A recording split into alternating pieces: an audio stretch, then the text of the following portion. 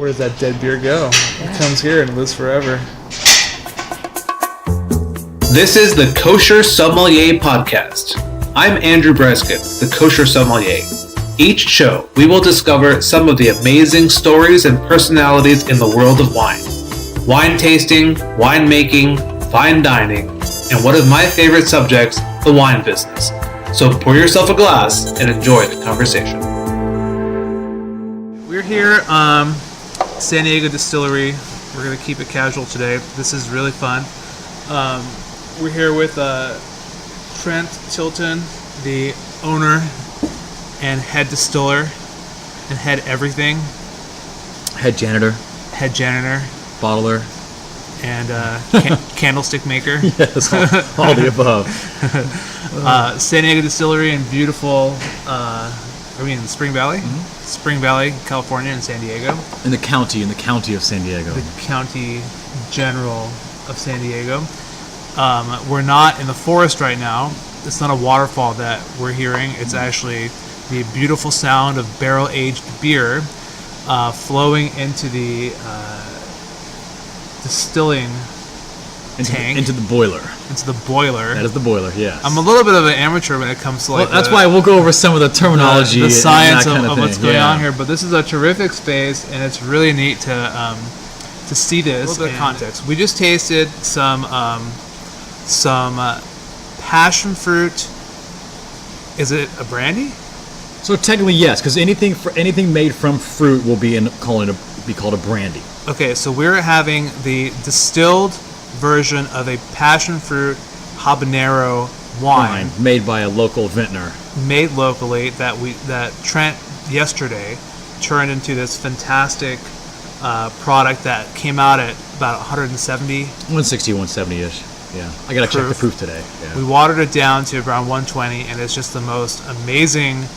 I've never had anything quite like it. It's fun. It drinks really good for that proof too, huh? I mean, it's great. You would never tell that it was 120 proof. I mean, it doesn't taste like that. That's just crazy. And then now, Trent's kind of in the middle of filling up the boiler with this that we just tasted, a 15% barrel-aged stout. A bourbon. It was actually aged in Cutwater barrels. Cutwater is another local distillery here. Right. It was aged in ex-Cutwater barrels for almost a year, and the technical style is a pastry stout. So coffee and vanilla, huge stout, and man, it drinks really good as is. I'm sad to see it not be released as a beer, but I'm extra happy that we're going to be distilling this today. Yeah, and that's pretty exciting because it's really, the beer is made locally. Correct. And then it's aged for what, a year? It was aged for a year in the ex-Cutwater barrels, and then we're going to distill it, and then it's going to age for probably an additional 2 to 3 years in our own barrels. So it's like a totally like locally created Correct. and sourced product. Yes. And it's really, I mean, that's really neat. The life cycle of San Diego alcohol. There's a huge life cycle, which I'm very proud to be a part of this scene, that we work with so many breweries in town. We're sitting by a lot of barrels that have, some really famous brewery names on them. Carl Strauss and Coronado and I'm looking at Bottle Logic, Dark Star. And Bottle Logic, and there's some stuff from Thorn and from Hess down here, and we work with the big brewing club, Quaff, and we've worked with Deft over off Morena, and so we all have this cool network together. It's really fun. That's really neat. So this is like the final expression for San Diego's beers, is coming here and just turning into a product that can just last forever in its final form. So why don't you tell everybody how you got started? This is not you have a day job. The amount of time you put here makes it, for a day and a half job, but it's 2 50-hour work weeks. That's pretty wild. In a week. Have you manufactured the 8th day of the week to No, but I really need one. I really need one. So you have a different day job, and then how did you get into distilling and this whole science? So this all started back in the day that I was friends with chefs in the late 90s that wanted to learn how to homebrew, and we lived right by Home Brew Mart, right off Linda Vista Road. Oh yeah. So one day, with kind of a wild hair, they said, let's go learn how to homebrew and buy a homebrew kit. So we went out. I think it was like 97 or 98. I wasn't even 21 at the time. They were older. They were 3 or 4 years older, so they were at least 21. But there is no law about selling ingredients to a minor, which I always thought was kind of cool. Well, it's just oats and malt and it's just barley and yeast, and you have to have the process to get it together to make something, that it's illegal for you to drink. You could be making bread, It's yeah, exactly. So we were making a whole bunch of homebrew batches of beer back in like 98, 99. And then when I moved into my own place, I started brewing a bunch kind of on my own. So that was like 2000, 2001, 2002. And so right around that time I had met my wife, and the beer scene was just starting to elevate around that time, late 90s, early 2000s. Right. So we had been to every brewery at some point when it hit to about 40 or 50 breweries. And my wife and I were throwing around the idea of opening a brewery at that time. But we're like, no way, it's never gonna work. There's already 40 breweries, man. There's so many. Like, that's just never gonna fly. And now I'm looking back, sitting here today. I was just talking to a friend this morning. We think there's 193 at last check in the county, which is pretty intense. That's a lot. And I mean, I would have also said maybe 2 or 3 years ago that we were at maximum brewery. Correct. But I don't know. We've had a string of closures here in about the last year that I think it's kind of the turning point on what's going on. But either way, back in 06, 07, my wife and I realized nobody was really making whiskey in San Diego. Ballast Point was distilling, here and there. They were making their Devil's Share and their gin and their vodka, but nobody was really 100% focusing on whiskey. And nobody's especially doing like a craft variant of thing. Everybody was just trying to make stuff to get out to market for distribution. Right. So my wife and I, we had the idea of, let's take our brewing background and let's convert that into spirits. And we just slowly started to, build a business plan and put this place together. And now we are here with a huge set of spirits that we work with a ton of breweries in town.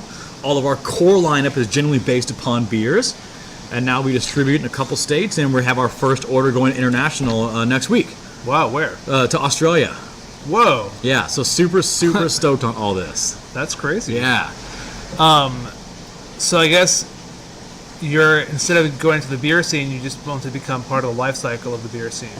It's cool because nobody ever wants me to say this, but, a lot of breweries, not a lot, but sometimes breweries make a bad beer. Right. And the worst thing to do that they should do is dump it down the drain when you can there's still alcohol in it. So why not distill it off and throw it into barrels for another year to 3 years and let that continue to live on? It's a waste of the resources.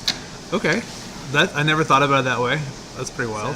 Distilling seems to me like you have to really know what you're doing, or, there's less of a chance of killing yourself making beer or wine. But you can definitely, kill yourself in a city neighborhood block if you don't really know how to distill. So how did you learn that whole first of all, am I wrong? And how did you learn that process? So it's slightly wrong, but slightly also correct as well.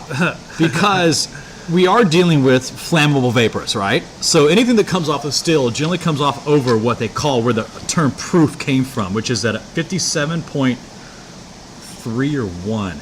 And the term proof is back when the English Navy would give a bunch of rum to their sailors as a stipend. They would check the proof by lighting it on fire to tell if it was proof that it was acceptable to drink at that point. Oh, wow. Because only things above like 114-ish proof light on fire. Oh, wow. So that's where that whole term came from. So what happens is anything over 114 proof is flammable. Clearly, when we're distilling between 140 and 180, or if you happen to be making a vodka, you're at 192, it's massively flammable. So a lot of home distillers, which technically is not legal in the U.S., but there's a huge movement behind home distilling. Not saying I ever did it. Nobody ever actually home distills. That's a misnomer. A lot of these guys run their boilers with fire. They run it with instead of boiling their beer, they would just put so if you happen to have an air leak or a lock, you can catch those fumes on fire, and yes, you could have a very, very serious incident, which has happened and been documented. Wow. But isn't there also a thing like the first however much volume that comes off of this still is toxic? Or So I like to kind of dispel this myth because a lot of this is all based around methanol.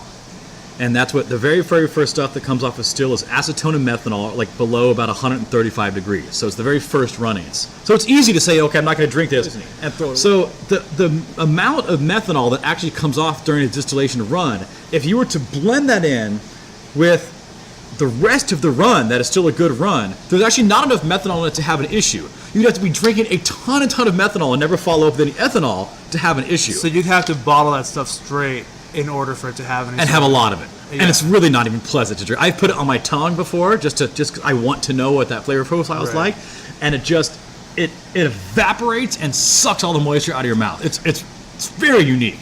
Jeez. What I think a lot of this blindness came from is back in the day of all these guys who were doing things out in the woods and that kind of thing, is they were using equipment that had lead in it.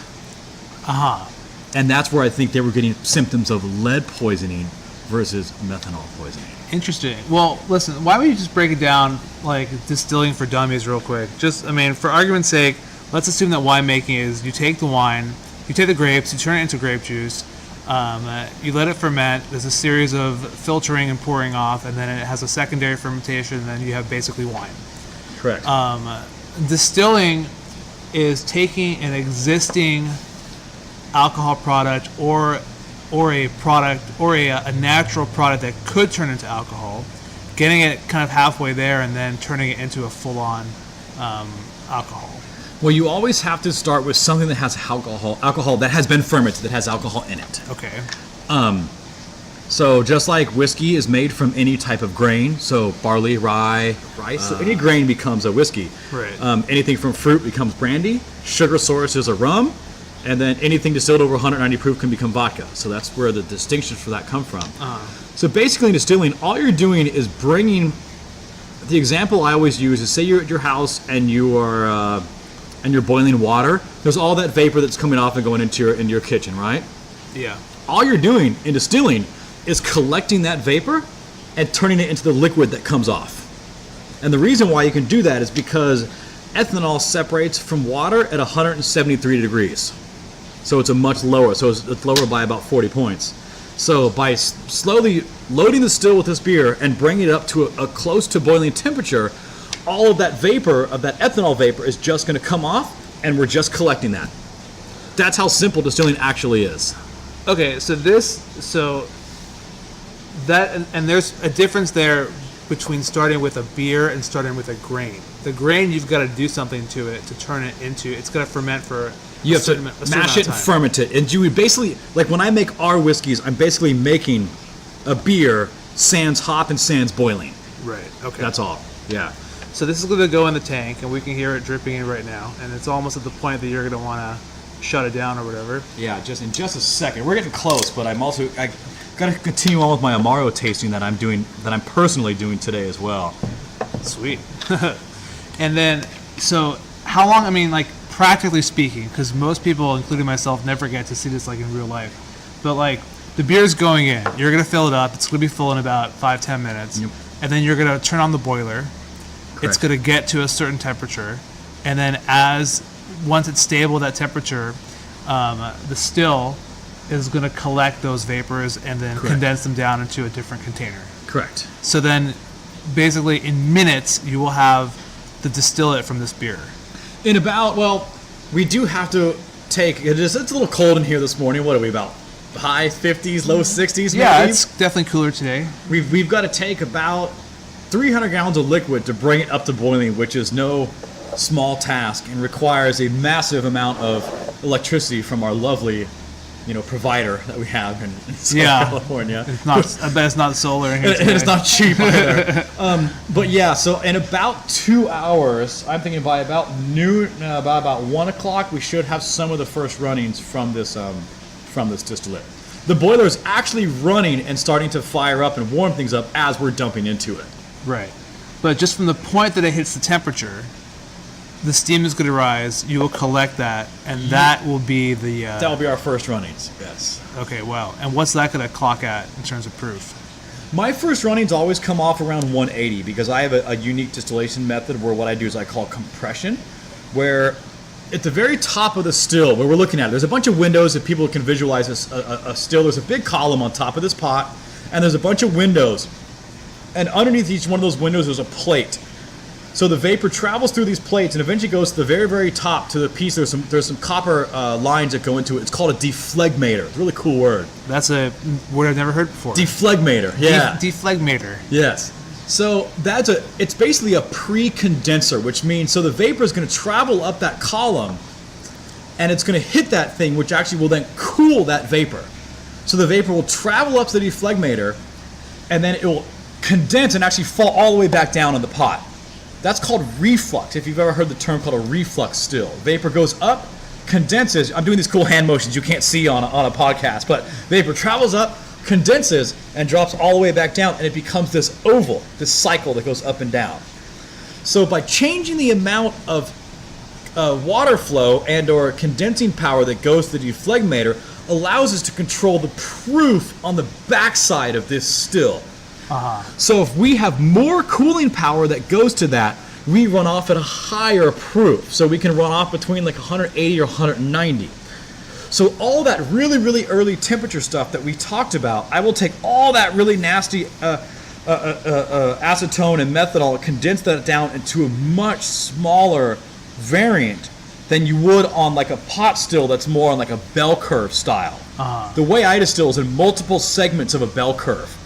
So like I'll bell curve all that very, very first stuff, and then our hearts is going to be like a massive, massive bell curve. Right. And then our tails, we're going to run another shortened condensed because I like tails, but I like them condensed. So we'll run a condensed variant of a bell curve also in that manner.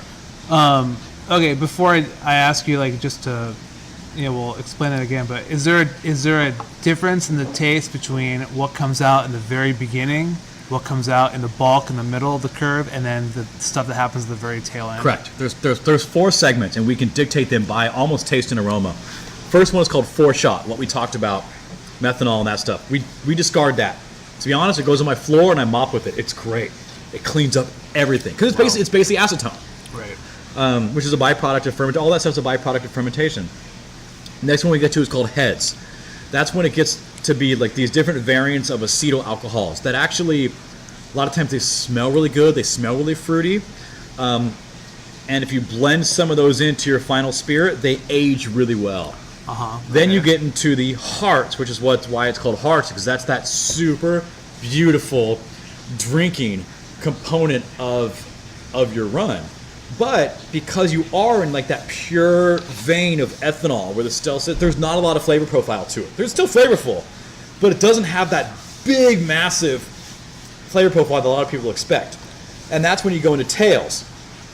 So as you've started to remove all of this alcohol, and by the time you get into tails, maybe about 80% of the alcohol is removed. So what you're left with is, say I have 300 gallons in here, I've already removed 20 gallons of alcohol. We still have 280 gallons of the substrate that we used. Right.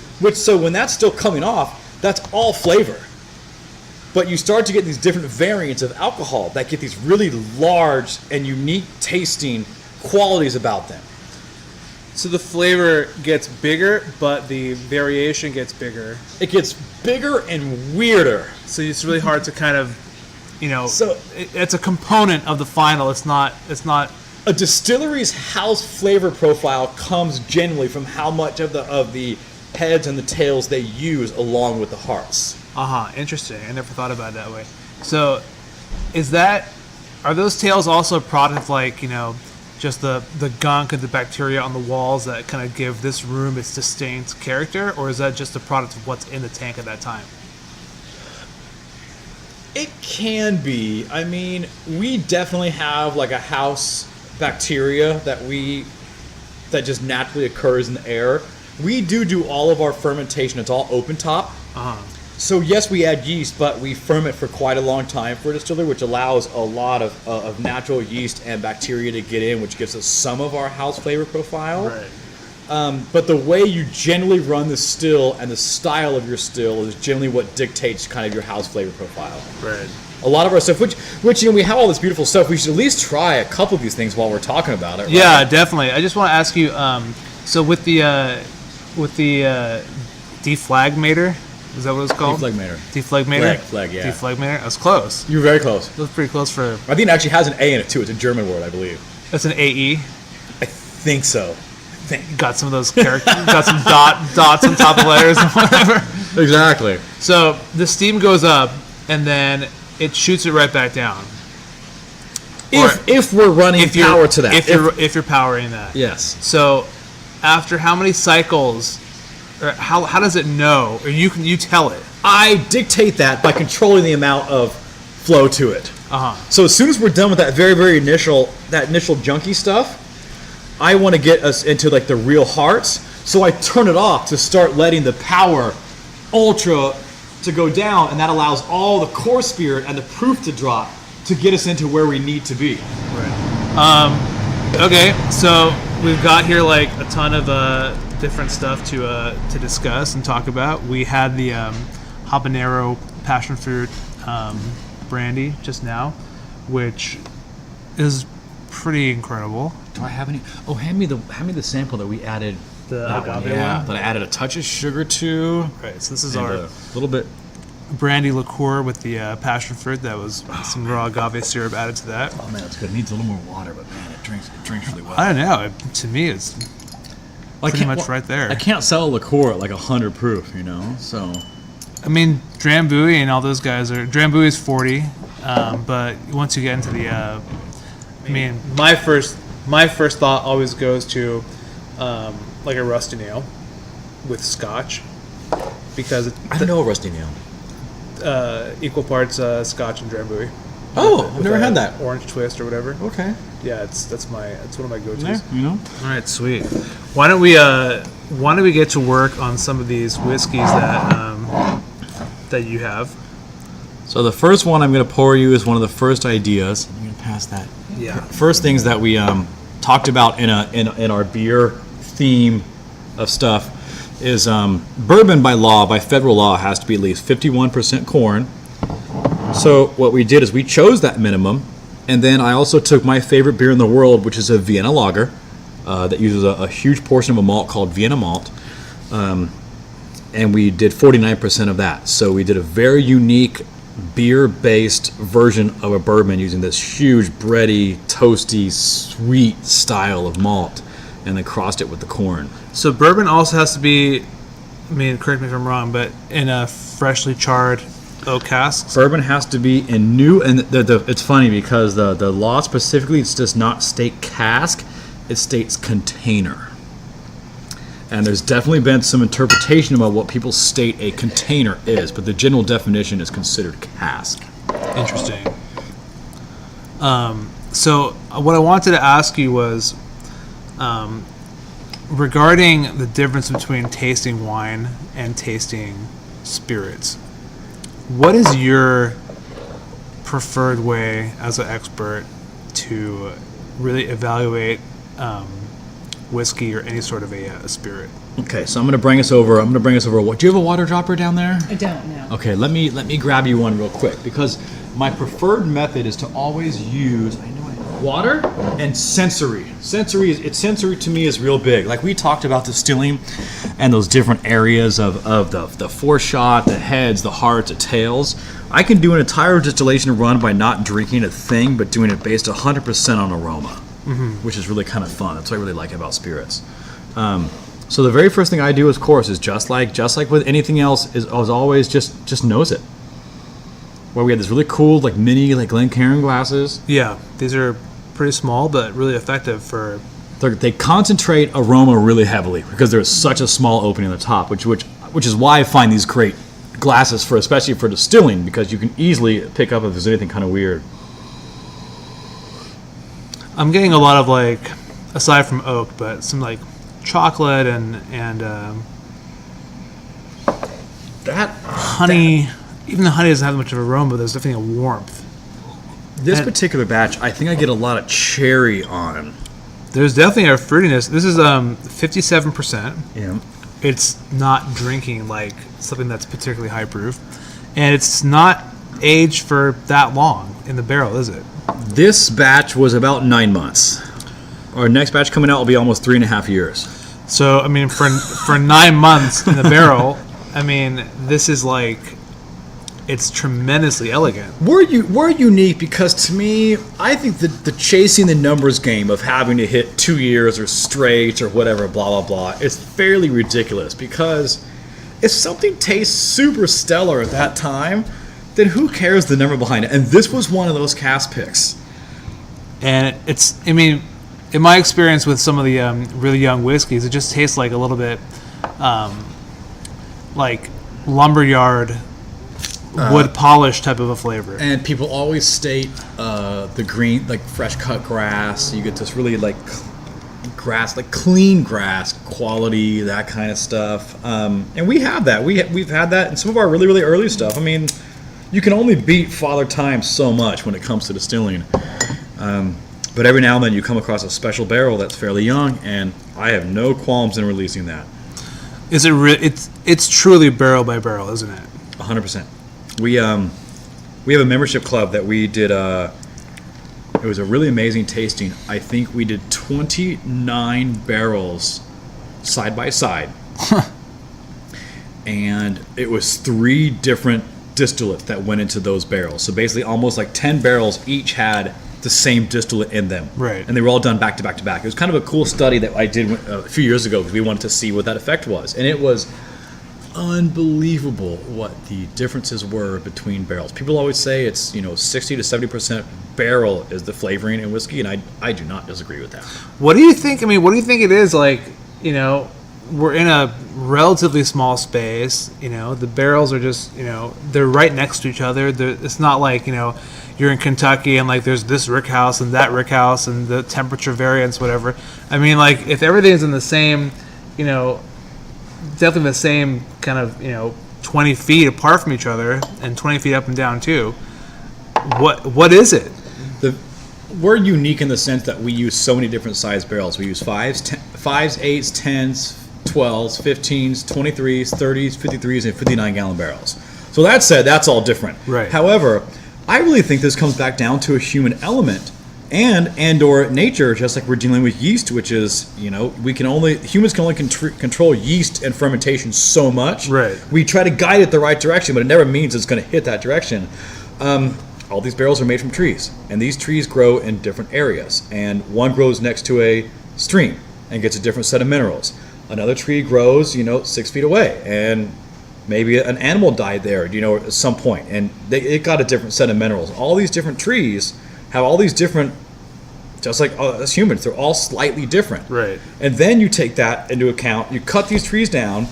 All of the wood is dry aged between 2 and 3 years in different pallets and this and that. So right there, different bacteria and stuff will build up in this wood. That's why they age the wood, dry age the wood for so long. Then you build the barrel, and then you have to toast and char these barrels. That's all done by hand. Right. So that's a whole other element. I've had barrels that are char 3, char 4, and char 5, and I've had char 3 barrels that were more char than char 5s. Just because of the human element. Because it's a human element. And part of it, I think, is that wood. That wood is how susceptible. There are hard parts of a tree, there are soft parts of a tree, depending on where it's cut. So what if a really, really hard barrel that was meant to be a char 5 ends up, on a char 3, and it doesn't even char that much, but a super soft one that's really willing to light on fire just goes up in smoke. There's an element that you can't solve here. Wow, that's where the artistry comes from in the aging and all that stuff. I mean, that's what I think. That's pretty wild. I'm not just trying to be nice. I mean, this is really good. I mean, this is something you can just drink and not. I mean, it's a 9-month-old whiskey. I'm really much a fan of this. So this is your sauce? 51% corn, 49% Vienna malt. Wow. Yes, this is what we make. I do variants on this, but none of that ends up in here. I'll release those as one-off variants. So I've done like bourbon I've done a high rye style, Kentucky style high rye bourbon. Right. I've done a bourbon that was 25% oatmeal, which is really fun. Oatmeal is a beautiful ingredient to work with in the whiskey world. I really like it. And then we're getting ready to do a peated bourbon as a kind of a contract gig for somebody fairly well known. So we'll see how that goes. Interesting. Yeah. Or is the can we like redistill all the stuff that we don't drink? Well, I'll probably make a cocktail with it later. Like I said, that's the cool thing about this too. It's like we talked about, nothing goes to waste. Right. It's all sanitary. It's all clean. That's true. So it's all good. So all right.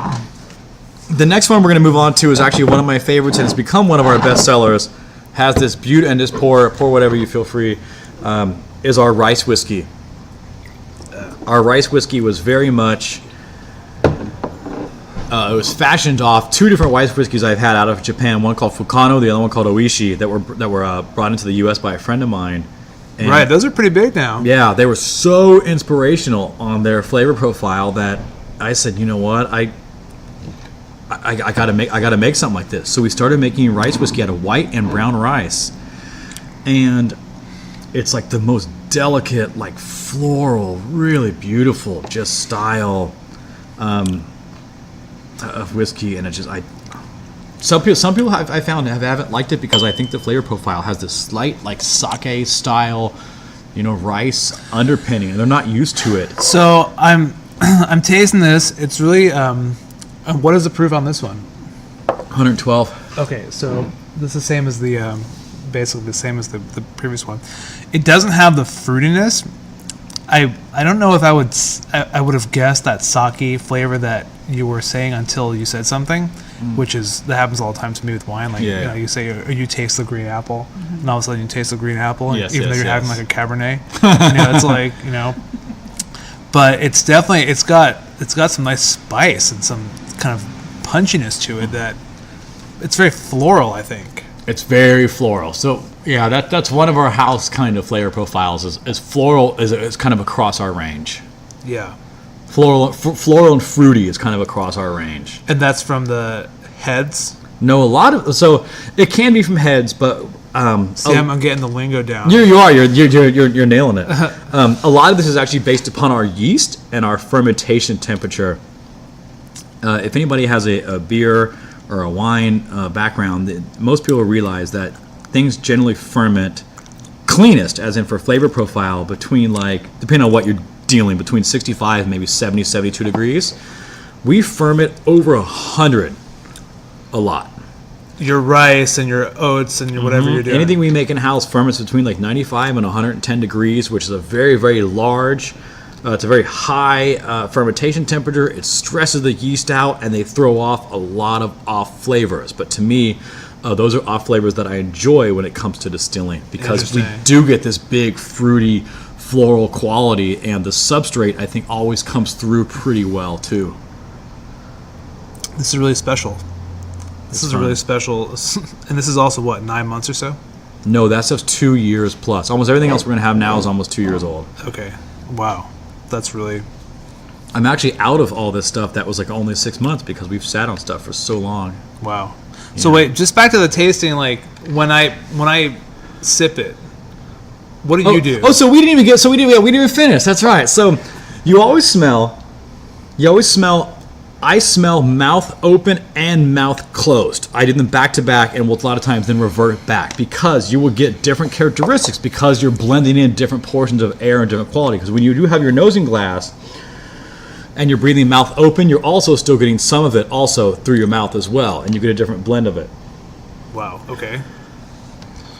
So we're all bunch of mouth breathers right now trying to do this. Yeah, so that's why we're all making a ton of noise. It's not natural to breathe through your mouth and your nose at the same time. Yeah. No, it's really goofy. It's not. Yeah. So the secondary thing on this is a lot of whiskey people and master tasters, which I hate that word master, because I don't think anybody's a master of anything. Is they always say never to swirl, because in the alcohol world, especially dealing with high proof stuff, when you swirl, you're actually just causing more vapor to come off, which I don't have a problem with. Right. I like that, because then I'll get more. If anything else is coming off faster, that means I'm going to get more of the aroma coming off. If more vapor comes out of the glass, that affects what's left in the glass? Because no, it's not enough to make a difference. It's minuscule, but to me, I want to smell that. So I'll swirl and swirl and swirl. So you do swirl, or you could swirl. I suggest that people to swirl. There are other places who will say never ever swirl whiskey, which I don't. If you're in a massive glass, I'm holding up a big rocks glass that has an opening 4 inches. If we put a quarter of an ounce in a 4-inch wide opening glass, if you were to swirl this, you're going to get hit with this massive quantity because there's so much more surface area. Right. But in a little glass like this little Glen, no, you get a touch more. I think touch more on the aroma. Okay, so nosing, we have two ways of nosing. We have mouth open, mouth closed. Mm-hmm. And then we're smelling for flavors. We're trying to narrow down maybe what we're tasting. And then... and you take a tiny sip. A tiny sip, then it just flows over the palate, you swallow. So I almost do it the very first sip every time I try anything new. Or we're talking like real tasting. Okay. I do barely just enough to get on your tongue. Like we're talking 3 or 4 drops. Like you shouldn't even feel it. You almost shouldn't even feel it going down your throat. Like you should have so. Not that there's no burn, but you shouldn't be getting a burn in the first place because you shouldn't have had enough to get there. Okay. So you just get a drop that's just enough to dissolve. Kind of acclimates. Right. Right. Next one, you take a larger sip where you have enough to get on the top of your mouth, on your palate, on the back of your throat, but still not really enough. Maybe a tiny bit goes down your throat. And that's when you'll start to engage kind of the other parts of your side palate, back palate, mid tongue, front tongue. The next time you do this, I take a larger sip, and you'll get a little more that you can actually swallow to then really see if you have any type of burn or issue going down. Like this is what I do for anything objective when I'm trying to drink something. So I think I remember from a mutual friend of ours who mentioned this process to me at one point. But the whole point, you want to have 2 sips just to basically acclimate your palate and your mouth to just kind of get in the same frequency as the spirit. Correct, because this is high. I mean, cask strength stuff is not what a lot of people are used to. Right. Most people are used to drinking, like we just talked about, low proof stuff at 70 or 80% or at 90, and that's going from that to something that's 120 or 100. We're gonna have something that's 135, I think, today. Right. It's a big change, especially depending on what you just ate. What you previously ate when you last brushed your teeth, did you even brush your teeth? All that plays a part on your palate and how you're going to taste in the morning. Is there a as dramatic of a issue with food pairing with spirits as with wine? It's harder. Is it more forgiving or less forgiving? It's less forgiving. Less forgiving. Mm-hmm. Because the food can really food can change things a lot. So if you have carne asada tacos with some stinky salsa, that's going to mess you over for this kind of thing. Because you have to remove a lot of spice from food, which sucks because spicy food's one of my favorite genres, because as soon as you start adding the spice level in, it destroys your receptors that are the ones that are when you're drinking high proof whiskey. Right. It's that same kind of feel on stuff. So pairings are really, really difficult, and that's why a lot of places don't do spirit and pairing dinners. They do. They're kind of dumbed down. Right. So what do you recommend with? Again, we're not talking about if you're getting your off the shelf 40% whiskey or whatever you want to have a cocktail, but if you want to actually appreciate the flavor of cask strength spirits or any sort of a nuanced aged whiskey or equivalent, what do you like to pair with those kinds of things? So it's a really good question, because I've done research on this for years, because we're getting ready to now start doing a couple pairing dinners here in town, and I'm trying to look for ways to do this. The bourbon goes really, so we talked about spice. I mean, spice isn't hot spice. Right. It's almost out of the question, I feel, for when you're doing a pairing dinner, unless it's a dessert and you have something really sweet you can do with a spicy kind of dessert. Right. Our bourbon goes really, really well with really spiced style foods, such as a really nice, beautiful curry, a butter style, that kind of thing, because that really big, bold, wooded tannin flavor profile goes really well with that, because the curry is big and strong too, but they're very complementary.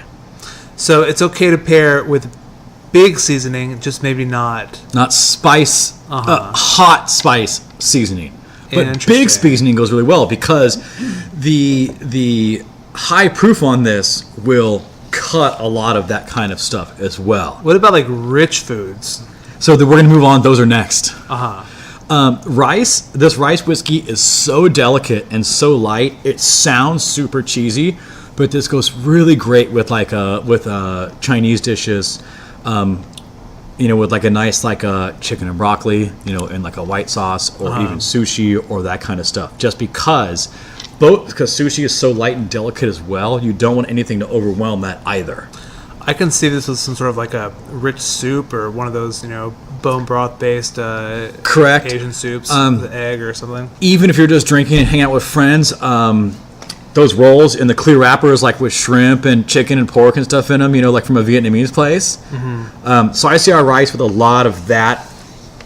Because I don't want to call it bland, because I never think it's bland, but it's a lot of times a lot of Asian food is less.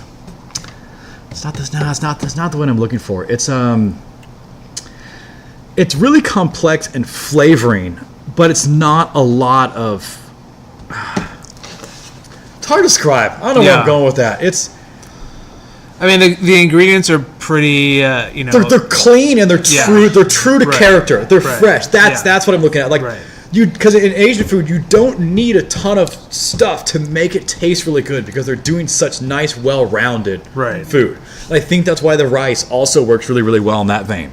Right. The next one we're getting to is savory, and you're talking about big, rich food. This is where we go into like ossobuco and lamb chops, or even a huge rack of lamb, or a massive steak. So we're looking at San Diego Distillery single malt. So single malt to me is a misnomer because we take this term from the Scottish world that single malt means that it was barley from one distillery. So it was a single malt, as in like single distillery. Right. However, our single malt is based upon a Russian Imperial Stout. So it actually uses 7 different styles of malt. This was aged in new oak for anywhere between 1.5 to 2 years. And then all of that is, there's many barrels that are blended together. And then this is Solera aged through an white wine, a Chardonnay French oak barrel for almost another year. Wow. Okay. So this is a 2-year-old plus French oak aged Solera Chardonnay Russian Imperial Stout distillate. So it's okay. So it's like a San Diego take on a Scotch finished in a wine cask. Correct. Except there's no barley in it, except for what came from the beer. No, this is all barley. Right. So this was, this was a beer that we brew in house. So we do make this 100% in house. So this didn't come from any other distillery or anything else. And to add on this one, whoa. This also has some Amontillado character on it as well, from some stuff that aged in an Amontillado cask. Interesting. So this is like a big conglomerate of a slew of different Is that where the color comes from? It's a really deep color. That came from the new oak because it sat so long in new oak as well, and then it went to the French oak to mellow. So first you made a beer, Sand tops, and then then we distilled it, and then you put it in a wine cask, and then when it went to new oak. And then you put it in new oak for 2 years. It sat for new oak for like a year, between like a year and 2 years, because this is a blend of different casks. I guess if we talk about picking cask, I don't care about the age. Right.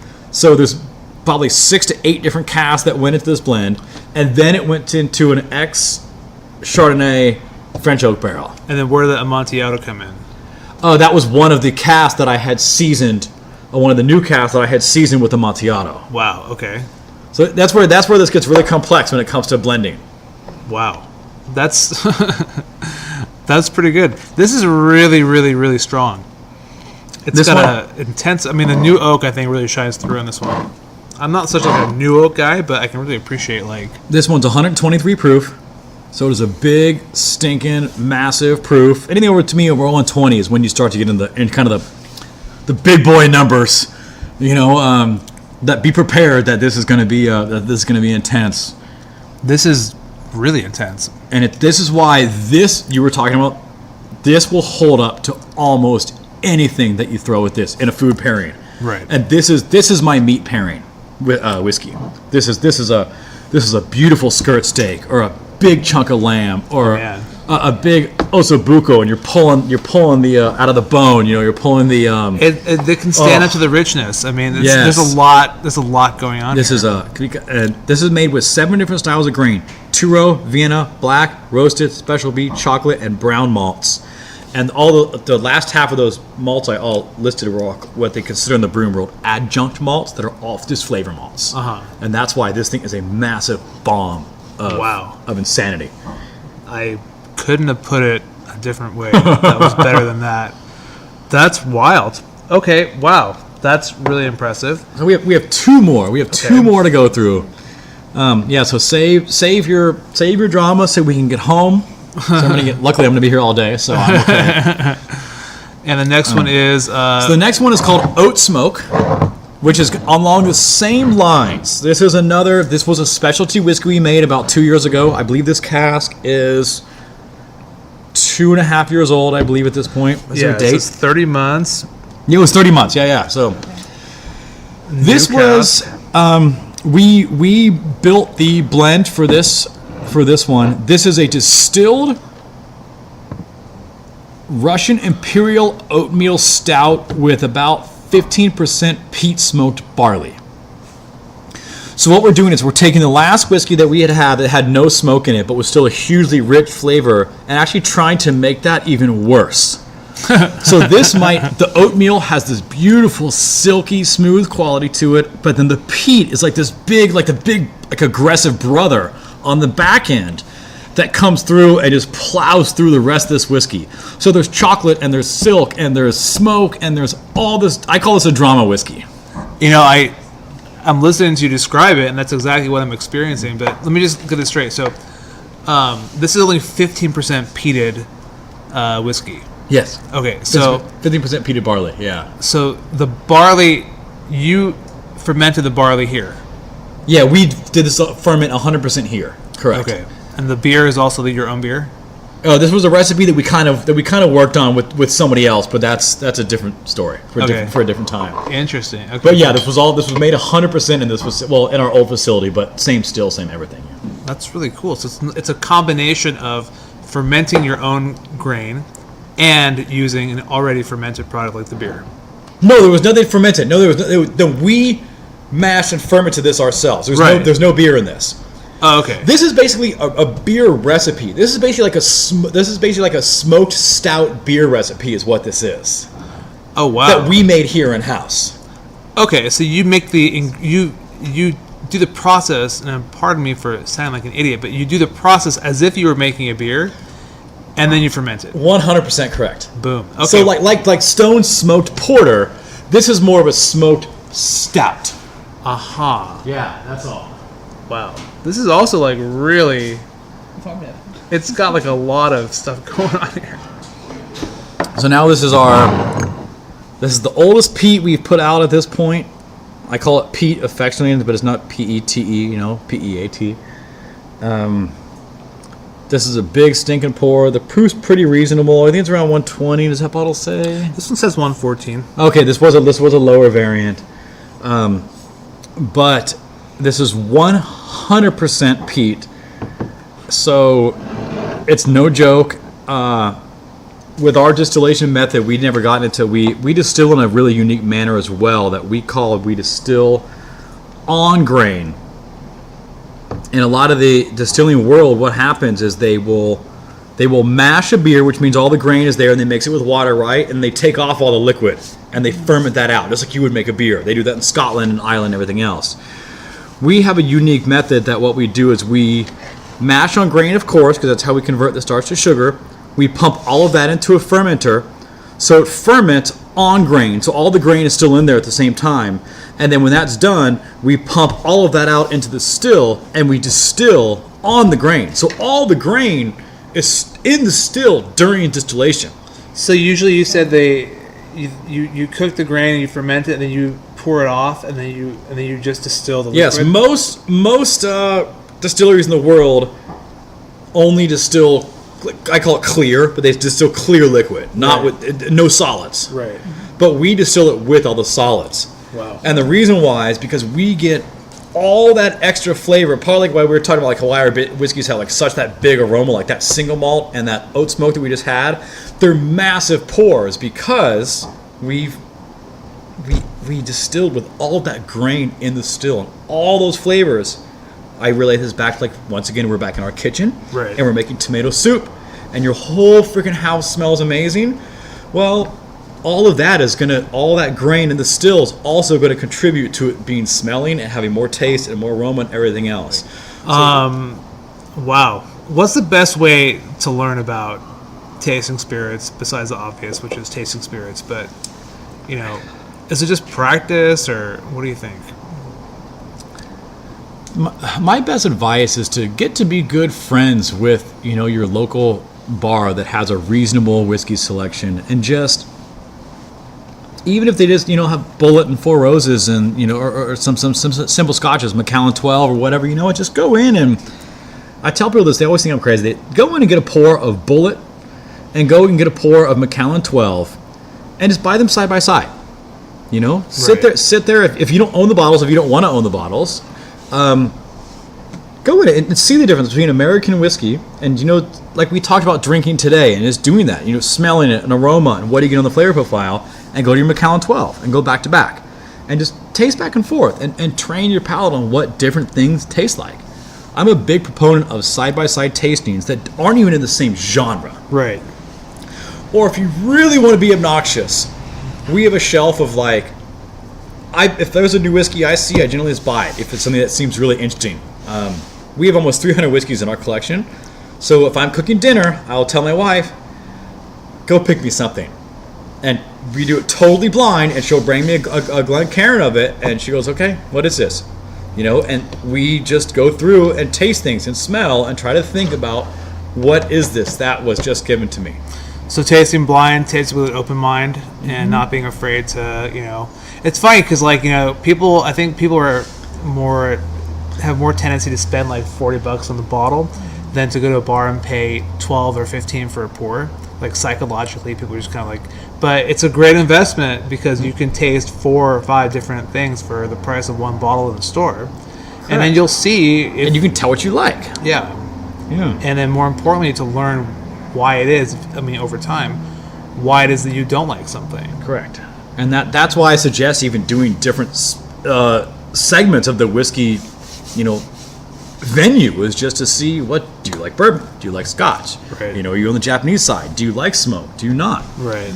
These are all really, really unique and enjoyable whiskeys that we tasted, and I know that you make a whole line of brandy and some rums and all kinds of stuff, and the table here is covered with a bunch of modifiers and liqueurs that you're going to be. We only tasted the tip of the iceberg today, man. Yeah, we got a lot more. We got a lot more to do. There's a whole lot of work that we've got to come back for a round 2 and get to work on. But this is an amazing thing, and what you've done here, and being at the tip of the spear for San Diego Distilling, I think is a tremendous achievement. Thank you. We're trying. And, I think that the whole alcohol community is going to be waiting to see what you guys come up with. No pressure. I'm friends with everybody in the industry. I love this industry, and we have some people who come by and go, "What are you guys working on today? What's going on?" Right. They're never here saying anything, but their actions speak louder than words. So, right. I find that very flattering, and but I'm the one that I never rest on my laurels, and we have a pretty insane set of spirits right now that you can taste. But next year, what I've got sitting in barrels, it's going to be double this next year. That's awesome, dude.